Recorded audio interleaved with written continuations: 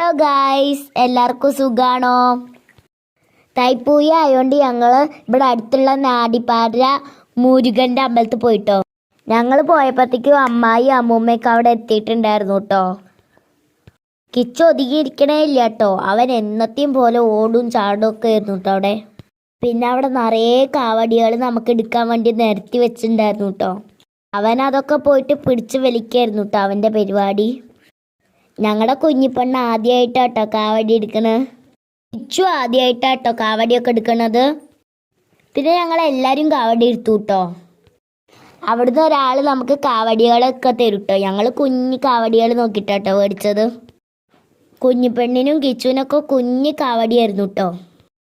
ഈ കാവടി എടുത്തിട്ട് നമ്മൾ 3 വട്ടം പ്രദക്ഷിണം വെക്കണം കേട്ടോ. കിച്ചു ആണെങ്കിൽ അവ ഒറ്റയ്ക്ക് നടക്കാനുള്ള ഇൻട്രസ്റ്റിലാണ് കേട്ടോ.